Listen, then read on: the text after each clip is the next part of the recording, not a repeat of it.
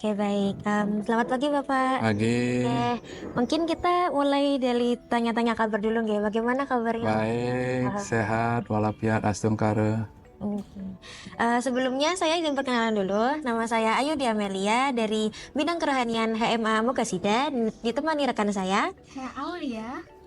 Oke, baik. Mungkin Bapak bisa kenalan dulu nih ke teman-teman Ya, HMA. ya, saya Nengah Wirta Darmayana. Jadi selamat datang adik-adik di Pura Agung Girinate. Ini adalah pura yang pertama dan pura yang terbesar yang ada di Kota Semarang.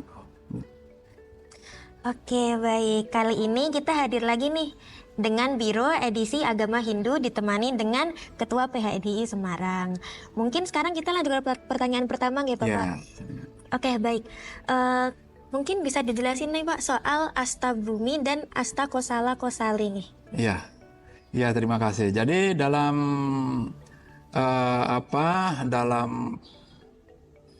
ilmu Jawa kuno itu kita juga ada sebenarnya ilmu yang berkaitan langsung dengan arsitektur maupun teknik sipil itu yang disebut dengan aste bumi dan aste kosalo kosali. Jadi orang Taiwan, orang Cina dia bangga dengan Hong Shui-nya, Feng Shui-nya, atau apa istilahnya itu. Kita juga punya itu. Hanya saja di Jawa ini sudah mulai ditinggalkan atau tidak dikenal lagi. Namun hal ini masih lestari di Bali. Karena mendirikan suatu bangunan itu pasti di atas tanah. Dan tanah itu harus dilihat dulu. Mulai dari konturnya, mulai dari ya segala aspek lah dilihat. Gitu, menghadapnya kemana, udaranya, cuacanya, gimana, semua dilihat itu ada tergambar dalam Aste Bumi, karena tanah itu kan berbeda-beda ini kondisinya gitu. Kemudian Aste Kosalo Kosali itu adalah terkait dengan arsitektur bangunan. Arsitektur bangunan karena ini adalah membahas mengenai jarak bangunan satu dengan bangunan lain, tata letak kamar, kemudian tata letak untuk sirkulasi udara, sinar matahari dan lain sebagainya. Itu tercatat dengan baik di situ dan bisa dipedomani kita sebagai orang teknik, terutama arsitektur dalam membangun suatu rumah tinggal maupun bangunan-bangunan tertentu. Jadi bisa dibilang ini warisan budaya Indonesia gitu. Asli warisan budaya Nusantara yang memang harus dilestarikan gitu. Tidak hanya di Jawa, masih ada itu. Orang bangun rumah di atasnya, atapnya ada dipasangi bendera merah putih, diganduli apa gitu. Itu hanya dalam bentuk, padahal ada yang lebih esensi dari itu. Ya. Oke, selanjutnya kita ke pertanyaan 2. Silakan. Oke, baik Bapak. Untuk pertanyaan selanjutnya, sependek pengetahuan saya dalam agama Hindu itu terdapat 3 dewa utama, yaitu ada Dewa Brahma, Siwa, dan juga Wisnu. Untuk pertanyaannya yaitu, apakah penganut agama Hindu itu menyembah ketiga dewa tersebut, atau sebenarnya ketiga dewa tersebut itu merupakan satu kesatuan selayaknya Trinitas? Atau justru setiap penganut itu memiliki perbedaan pandangan dalam menyembah ketiga dewa tersebut. Contohnya seperti penganut A hanya menganut Dewa Siwa, lalu penganut B hanya menyembah Dewa Wisnu atau sebagainya. Itu seperti apa? Ya, jadi gini. Jadi Hindu adalah monoteis. Jadi menyembah satu Tuhan. Gitu, satu Tuhan. Kalau di Bali namanya Sang Widi, dan Tuhannya orang Hindu disebut apa saja boleh. Hindu Bali nyebutnya Ida Sayang Widi. Hindu Jawa belum mesti Ida Sayang Widi. Hindu Sunda Wiwitan beda lagi. Hindu Kaharingan beda lagi, dia nyebut Tuhan. Boleh, gitu, boleh. Sama seperti saya. Kalau saya di kampus jadi dosen. Kalau saya di sini menjadi ketua PHDI. Kalau saya di rumah jadi bapak. Kalau maunya cucu saya manggil Yangkung. Nah gitu. Padahal orangnya satu, gitu. Nah, kemudian Sang Yang Widi, Tuhan itu menciptakan ada yang namanya supaya tidak ada kelanggengan. Hidup tidak ada yang langgeng. Di alam semesta tidak ada yang langgeng. Akan terus berubah gitu. Seiring perjalanan perputaran alam semesta ini. Nah, sehingga adalah istilah kelahiran, kehidupan, nanti akan berakhir kematian. Itu. Tuhan sebagai Maha Pencipta itu disebut dengan Dewa Brahma biasanya dipanggilnya gitu. Saat dia pemeliharaan hidup ini disebut dengan Dewa Wisnu. Nanti pada saat praline kembali disebut dengan Siwa gitu. Dan semua alam semesta yang ada adalah merupakan hasil penciptaan kan, gitu. Batu apa saja ini adalah ada yang menciptakan, yaitu Tuhan. Hanya dibagi dua penciptaan itu. Ada penciptaan yang sifatnya mati, benda mati, dan ada penciptaan yang sifatnya hidup. Yang bisa hidup itu apa? Manusia bisa hidup, pohon bisa hidup, binatang bisa hidup. Nah, kalau penciptaan Tuhan yang bisa hidup ini pasti ada yang menghidupi. Percaya nggak? Percaya. Sekarang kan dengan kemajuan teknologi orang sudah bisa membuat manusia. Itu teknologi. Hanya dia tidak mempunyai WWK. Tahu WWK? WWK itu akal sehat yang tidak punya gitu. Karena dalam tubuhnya itu tidak ada yang menghidupi. Kalau dalam teologi Hindu kita bisa hidup nih karena ada atma. Ada atma dalam tubuh kita ini. Makanya di Hindu ada istilah Wasudewam Kutumbakam. Kita semuanya adalah bersaudara gitu. Kita semuanya bersaudara. Tidak ada istilahnya kita sesama umat Hindu bersaudara, enggak. Gitu, kita semua bersaudara. Kenapa? Logikanya kenapa kita semua bersaudara? Kita ini bersumber dari satu, yaitu Tuhan. Ada percikan Tuhan dalam tubuh kita masing-masing. Suatu saat percikan Tuhan ini diambil, is gone by gone sudah. Tubuh kita ini tidak ada gunanya, tidak ada manfaatnya. Itu ada tubuh kita, tubuh badan kita ini terdiri dari ada unsur tanah, air, udara, gas, sama panas. Itu panca mahabhuta namanya. Kalau teman-teman Muslim menyebutnya roh mungkin itu. Kalau kita atma, ini dicabut, sudah. Badan ini is no use. Gitu, is no use. Mau dibuang ke laut, mau ditanam, mau dibakar, nggak ada masalah gitu. Tapi yang kita ini kan adalah ini itu. Nah, begitu juga dengan penciptaan itu tadi gitu. Bahwa di alam semesta ini tidak ada yang langgeng. Ada lahir, hidup, dan mati. Inilah disebut dengan trikona namanya. Bukan trinitas. Kalau trinitas itu kalau kelihatannya di istilahnya di Kristiani ya, itu trinitas itu. Hindu tidak mengenal trinitas. Tuhan itu satu, adanya orang-orang yang hanya orang-orang yang bijak saja memberi nama yang berbeda-beda begitu. Itu konsep dari dari trikona itu. Itu ada Brahma, Wisnu, Siwa. Artinya bukan Tuhannya banyak gitu, enggak. Kalau Tuhannya banyak, logikanya sekarang kalau kita orang anak-anak remaja harus berpikir kalau ngomong agama harus menggunakan logika ya kan. Kalau kadang harus dilogikakan, masuk akal nggak ya? Gitu. Masuk akal nggak kira-kira gitu. Kalau nggak masuk akal di Hindu tuh kiai aja boleh didebat kok. Kayaknya Hindu boleh didebat itu. Gitu. Karena interpretasinya kan manusia juga dia. Namanya kalau kiainya di Hindu namanya pendeta itu. Boleh didebat. Kalau dia ngomong pokoknya ngajari nggak benar ya dipanggil dia, diajak di sini. Diajak namanya Dharmotula. Tadi Bapak ngomong begini, apa benar sih? Gitu. Masa saya harus berbuat gini, pasti dijamin saya pasti akan masuk surga? Nah, anehnya gimana? Logikanya ada di mana? Gitu. Kalau kita di Hindu begitu. Gitu. Nggak harus percaya begitu aja. Gitu. Kalau kita percaya begitu aja, proses pembodohan nanti. Gitu. Nah, harus didebat. Kalau nggak cocok gitu. Nah, makanya di Hindu ini istilahnya ya kita agak-agak setara gitulah, ya, agak setara. Makanya kita harus ini juga kadang-kadang harus dilogikakan gitu. Sekarang umpamanya Tuhan itu banyak umpamanya. Islam punya Tuhan sendiri, Kristen punya sendiri, Katolik sendiri, Hindu, Buddha sendiri-sendiri. Sekarang alam semesta nih matahari selalu terbit dari timur berputar terus, alam semesta ini berputar terus, bumi mengelilingi matahari, bintang-bintang, bulan mengelilingi bumi terus, dan lain-lainnya kan konstan itu. Ya kan? Kenatipun kadang-kadang terjadi pergeseran, tidak konstan saya katakan. Terjadi pergeseran ke selatan, ke utara gitu kalau di Indonesia. Nah itu. Nah, yang memutar itu siapa? Yang memutarkan alam semesta siapa? Tuhan. Pasti Tuhan kan? Coba kalau Tuhannya banyak. Sak dunia, umpamanya agama sak dunia, berapa jumlah dunia Tuhan di dunia ini? Kan banyak jadinya. Kalau masing-masing menggerakkan sendiri-sendiri, aku umpamanya Tuhan A dengan Tuhan B umpamanya lagi dongkolan gitu, nanti umpamanya disenggolkan gitu, apa nggak rusak alam semesta ini? Gitu loh. Logikanya kan begitu. Berarti Tuhan itu satu adanya gitu. Meyakini berakhir kalau Hindu tuh yakin betul Tuhan cuma satu gitu. Dia mau nyebut nama Allah, mau nyebut nama Allah, mau nyebut namanya apalah, no problem gitu. Boleh gitu. Tapi kan saya satu juga gitu. Itu konsepsi trikona yang ada di pertanyaan pertama tadi. Jelas kira-kira ya? Jelas ya, Pak. Mm-mm.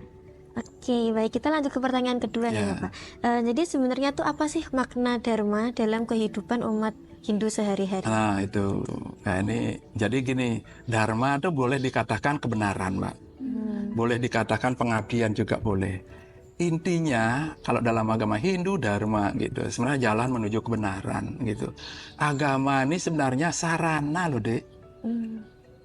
Sarana supaya kita berbuat baik, intinya itu aja sebenarnya. Itu. Dan agama itu harus diimplementasikan. Makanya ada istilah itu manawa sewa, madawa sewa. Artinya mengabdi kepada manusia atau mengabdi kepada menghargai sesama manusia, kita sama juga menghargai, menghormati Tuhan. Gitu. Bahwa kalau di Hindu lebih mementingkan istilahnya kita berbuat untuk kemanusiaan daripada kita agama. Gitu. Kita beragama tapi kita mengabaikan kemanusiaan. Enggak, itu. Bahwa hidup di dunia tidak hanya kita memikirkan hidup kelak nanti yang belum jelas juga. Apa benar yang ada neraka, apa benar ada sorga gitu. Dalam ajaran Hindu ada disebut dengan swarga ciyuta dan neraka ciyuta. Alumni sorga dan ada alumni neraka gitu. Mungkin yang orang hidup di sampah itu alumni neraka kali. Dalam kehidupan yang dulu itu mungkin dia berbuat tidak baik. Karena Hindu mengenal reinkarnasi. Bahwa hidup kita itu tidak hanya sekali. Tujuan agama Hindu tidak hanya sekedar masuk surga dan tidak hanya sekedar masuk neraka. Hindu itu gitu. Hindu itu tujuannya hidup ini karena ada agama, ajaran agama menuntun kita supaya kita bisa cum laude. Cum laude-nya kalau di ajaran agama Hindu adalah moksartem jagat dita yaca iti dharma gitu loh, Dek. Cum laude itu. Moksartem jagat dita yaca iti dharma maksudnya apa? Tadi saya jelaskan itu bahwa kita bisa hidup kan ada percikan Tuhan tuh. Menyatu percikan Tuhan kita nih lagi kepada Sang Maha Pencipta. Gitu. Tidak lagi terikat dengan keduniawian. Kembali dalam kehidupan ini gitu. Tidak lagi terikat kita. Itu tujuan. Karena menurut Hindu, hidup di dunia ini katanya tidak enak.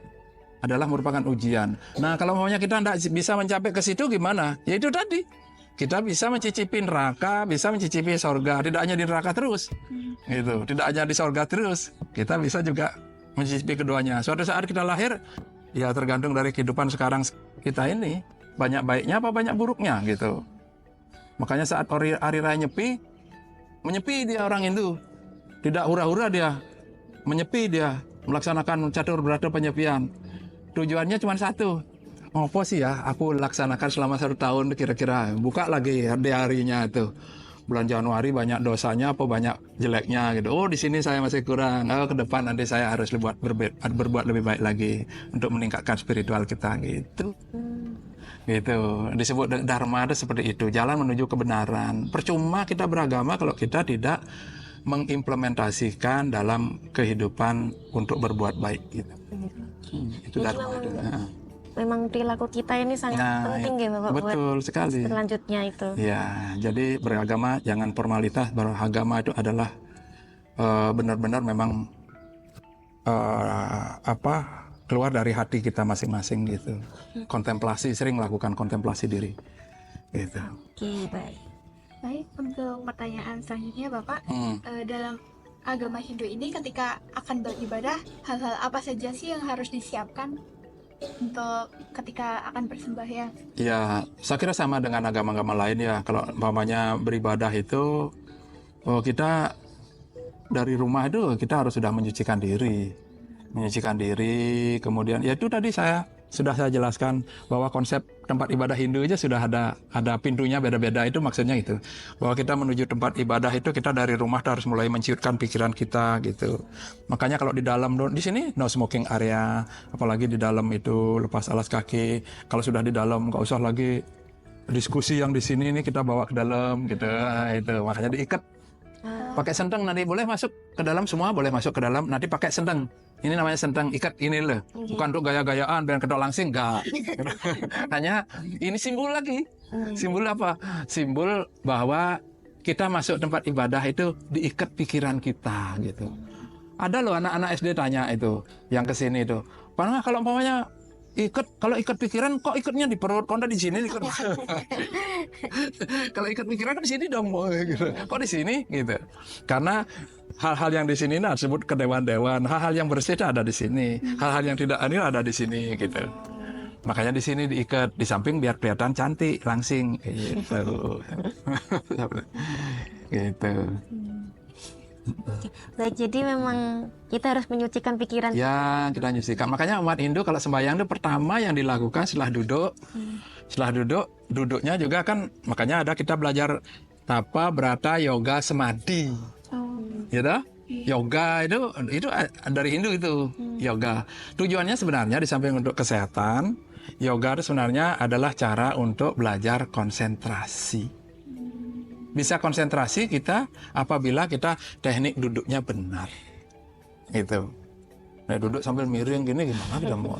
Ada pas kita nggak enak gitu kan kita susah konsentrasi juga. Makanya belajar kita duduk tenang gini. Jadi cara duduknya ada diajari, mengucapkanlah mantra doa. Om Prasada Stiti Sarira Suci Nirmala Ya Namah Swaha, itu doanya orang Hindu begitu duduk itu. Supaya ya Tuhan sucikanlah pikiran saya, perkataan, tubuh saya dan lain sebagainya gitu. Setelah itu baru kita mulai melantunkan doa gitu. Dan keluar dari pura, biasanya kalau orang Hindu pernah nggak ngeliat orang Hindu sembahyang setelah selesai ada bijonya sini. Gitu. Kalau India ada saya pernah ke India tuh ada pakai apa tuh? Nggak ngerti saya. Bajan katanya namanya, nggak tahu.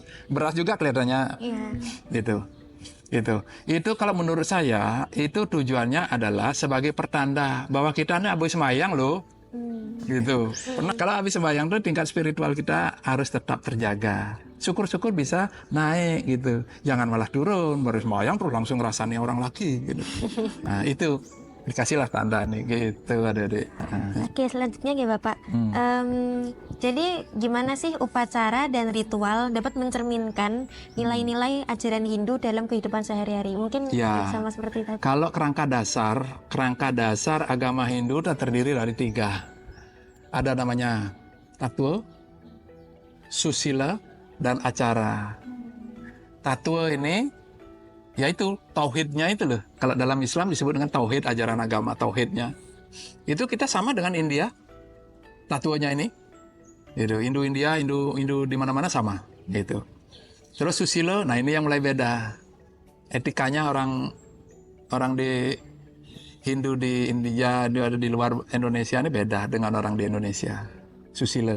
Terus acara ini cara kita untuk melakukan kegiatan persembahyangan. Yang dimoderasi agama itu yang dikelola kan ininya, bukan ininya. Tatuanya silahkan, itu sudah dari ajaran Tuhan kan. Tapi yang bisa ini adalah susila dan acaranya, caranya berbeda-beda kalau kita di Indonesia ini. Beda juga dengan di India gitu. Di India lebih simpel dia gitu. Saya tanya kenapa lebih simpel? Karena di sana katanya daerah perang dan lain sebagainya, sehingga sembahyang itu dipersingkat dan lain sebagainya. Dan di Bali, kalau khusus Sunda Hindu di Bali ini menyatu ini antara agama, budaya, seni budaya itu menyatu di sana. Makanya salah satu terusik pasti jadi masalah, gitu. Ya, menyatu. Dan agama menurut kita di Hindu ini beragama itu harus nyaman. Makanya beragama di Hindu ada tari-tarian, Sebelum ini agama itu kita harus nyaman, tidak ditekan-tekan, tidak harus begini, harus begitu, enggak. Gitu. Di Hindu itu adalah agama spiritualitas, bukan agama hukum. Gitu. Kalau agama hukum Oh kamu kalau gini nanti kamu kena dosa, nanti kena ada penalti begini, ini. Enggak, kalau di Hindu enggak. Ibaratnya ya sama kayak filosofi kain poleng itu loh. Kalau ada pohon gede dikasih kain hitam-hitam, kotak catur, hitam putih. Itu kan ada filosofinya, Dek. Gitu. Filosofinya bahwa satu, kita hidup ini kalau tidak ada pohon gimana? Apa gendong O2 di sini terus? Gitu. Nah, itu. Makanya kita mensyukuri bahwa Tuhan menciptakan pohon-pohon yang bisa membuat hijau kita. Sekarang Kementerian Agama ekoteologi. Nah, kalau di Kota Semarang, Jawa Tengah dicanangkan di sini tempat ibadah ekoteologi. Di sini nggak ada air hujan yang melimpah keluar. Karena di sini ketinggian toh. Ketinggian di sini nih. Lihat aja adik-adik nanti naik jalan-jalan nanti keliling ya nanti ya di sini ya biar tahu lingkungan. Nggak ada. Ini di sini tempat paling tinggi, bukit paling tinggi di Kota Semarang. Tapi di sini kita buat tidak ada air hujan setetes pun yang keluar ke mengganggu masyarakat sekitar. Di sini kita bangun tempat-tempat sumur-sumur resapan. Makanya ini dari Kementerian Kesehatan dapat juara dulu. Semarang Kota Wistara itu yang dinilai di sini. Gitu. Semarang Kota Wistara termasuk tempat ibadah yang sudah melaksanakan fungsi germas, gerakan masyarakat sehat itu. Nah, itu di sini ada ruang laktasi kita. Karena kita di Semarang, di sini ada lengkap ruang laktasi, ada pemeriksaan kesehatan, ada gitu. Tempat ibadah bukan hanya untuk orang Hindu aja, umat Hindu, tapi untuk siapa saja. Gitu, ada di sini. Gitu. Nah, sekarang pemilahan sampah dan lain sebagainya, makanya sekarang kita menghargai alam semesta seperti itu, mulai dari kita sendiri. Gitu. Kita beragama itu tadi. Tuhan itu menciptakan baik dan buruk. Kalau di kita disebut dengan ruo binede, dua hal yang berbeda. Itu untuk mengharmonikan sebenarnya. Kalau baik semua ya tidak ini sebenarnya. Gitu, harus ada baik dan buruk, siang malam gitu. Itu diciptakan oleh Tuhan, makanya disebutkan dalam simbolkanlah dalam kain kotak-kotak itu bahwa kehidupan ini ada baik, ada buruk. Kamu tinggal milih mana, mau baik apa mau buruk nih. Saya kasih Injil, nih saya kasih Tripitaka, nih saya kasih Weda, nih saya kasih Quran dan lain sebagainya gitu. Tinggal kita sekarang milih yang mana. Gitu, konsepnya gitu aja Hindu, simple. Baik, lanjut ke pertanyaan yang terakhir nih Bapak. Untuk ini bagaimana sih ajaran karma dalam Hindu itu dapat membantu seseorang dalam memahami kesulitan hidup yang sedang dihadapi? Nah, terkait dengan karma, yang disebut karma itu adalah perbuatan sebenarnya. Karma, pala itu hasil dari perbuatan gitu. Apa yang kita lakukan, kita berbuat baik, biarpun orang tidak ada melihat, ya Tuhan itu tahu, ya kan? Tuhan tahu. Makanya sampai sekarang loh, teori karma pala ini masih diakui dan dilaksanakan oleh orang-orang di kampung saya khususnya dah. Saya tidak ke lain-lainnya. Kalau di kampung saya itu, saya kebetulan dari negara bagian barat Bali gitu. Ada orang ngaben masal namanya. Ngaben masal kan puluhan ribu orang datang ke situ tuh. Di tempat satu lapangan begitu. Parkirnya udah sembarang aja, kuncinya nyantol juga ada hilang juga. Nah, ada yang orang nyolong motor tuh. Nggak aman-aman aja tuh. Karena apa? Berpikirnya itu tadi. Karma pala itu, karma perbuatan, pala ada hasil. Apapun yang kita lakukan Tuhan tuh tahu. Gitu. Kenapa kok Tuhan tuh tahu? Konsep Tuhan ada di mana-mana, dan tadi tambah lagi bahwa kita bisa hidup dan ada Tuhan dalam diri kita gitu. Tercatat juga gitu. Itu konsep karma, dan karma itu akan membawa pada kehidupan yang akan datang. Itulah disebut dengan reinkarnasi. Karma pala itu ada 3 kalau di Hindu. Karma pala itu karma pala yang sifatnya cepat. Sancita karma pala namanya. Begitu sekarang berbuat nyolong motor atau nyurung manuk gitu, diteriakin orang, kita lari, digebuki, karma pala itu dalam Hindu, karma pala itu digebuki langsung, karma pala cepat itu. Karma pala sedang, ya ini nanti akan kita nikmati pada saat nanti ke anak kita gitu. Atau nanti yang lambat bisa dinikmati pada saat kehidupan yang akan datang. Jadi yang terpenting memang kita sadar akan perbuatan kita itu nanti hasilnya bagaimana gitu. Jadi kita lebih mengutamakan kemanusiaan daripada kita ya kelihatannya taat gitu. Kita lebih banyak harus introspeksi diri, gitu. Mungkin sebelum kita akhiri, Pak Nengah ada closing statement dulu nih atau cukup? Ya, jadi agama Hindu adalah agama spiritual, bukan agama hukum, gitu. Kita beragama itu harus keluar dari hati kita masing-masing, gitu. Agama tidak perlu harus ditonjolkan, gitu. Beragama yang paling penting adalah bagaimana kita melaksanakan kemanusiaan itu tadi, mengabdi kepada kemanusiaan itu tadi, gitu. Percuma kita beragama kalau kita tidak mengabaikan kemanusiaan. Oleh karena itu, kita jaga hubungan antar maupun intra agama, gitu. Hidup rukun, damai, itu kita akan sudah berpartisipasi dalam pembangunan. Oke, baik. Sekian dari kami bersama Bapak Nengah. Bye-bye.